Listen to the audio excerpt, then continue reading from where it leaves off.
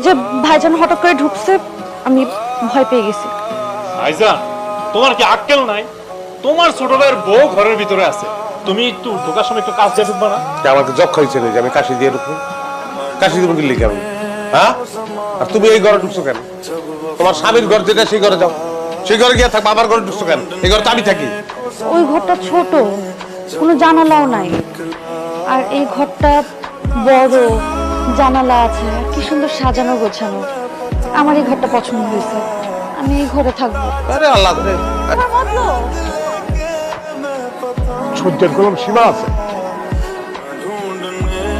অপরাধটা কোন জায়গায় আমি বুঝলাম না। আমার আপন ছোট ভাই আমার ফালাই দিয়া বিয়া করছে, আমার ঘর দখল করছে, আমার খিখি করে আসতা তার এগুলো আমার হুমতে হইতেছে। এই খবরদার বলে দিচ্ছি, আমি কিন্তু মারবো। আমি ধরলে কিন্তু কি করবা, কি করবা না, কি করবা? যাবে সত্যি দেখো।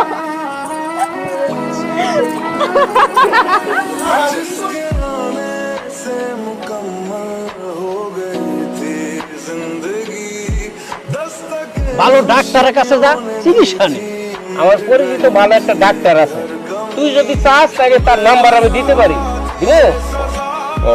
আমার শরীর আমার কাছে খবর নাই, আপনারা ডাক্তার বলতে ঠিক করে ফেলাইছেন, আমার তো কোনো ব্যায়াম নাই। আরে কিচ্ছু লোক আস না, তোর ছোট ভাই তোর আগে বিয়ে করে ফেলাইছে, তুই যে বিয়ে করতে পারতি না, তোর শরীরে যে একটা গোপন রোগ আছে সেটা তো আমরা সবাই জানি। আচ্ছা, কাহিনী দিলে যা গোপন রোগ আছে আমার শরীরে, হ্যাঁ আমি বিয়ে করতে পারবো না। এক কাজ করেন, আপনার মায়ের আমার কাছে বিয়ে দেন, 1 বছরের মধ্যে নানা ডাক্তার গ্যারান্টি। এই মুখ সামলায় কথা কচকা।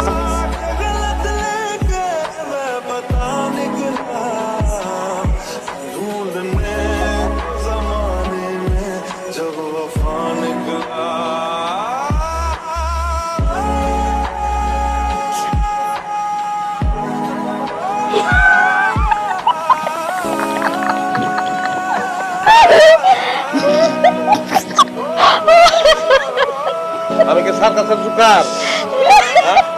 আমার দিকে এত আসলে কি হইলো? আলমগীর ভাই, আপনারা দেখে আসতেছি। আহারে, আপনারা দেখে আপনার ছোট ভাইটা বিয়া করে ফেলাইলো। আচ্ছা কোন তো, আপনি কি পুরুষ নাকি অন্য কিছু? আমার তো সন্দেহ লাগে।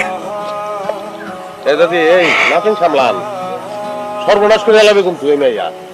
ঢাকা শহরের সব মানুষ কি এক নাকি? সব মাইয়া এক? ওই ভালো মাইয়া, এর লেগে বাসুরের সামনে ভাত খাইতে পারতেছেন। ও ভাইজান, আয় একটু লজ্জা বেশি। তুমি ওঠো, তুমি ওঠো, যাও, তুমি পরে খাও, যাও। খাবরা দাঁত ফেলা দিব, বড় ভাইয়ের উঠে দিতে মা, আর বউ খাইবো।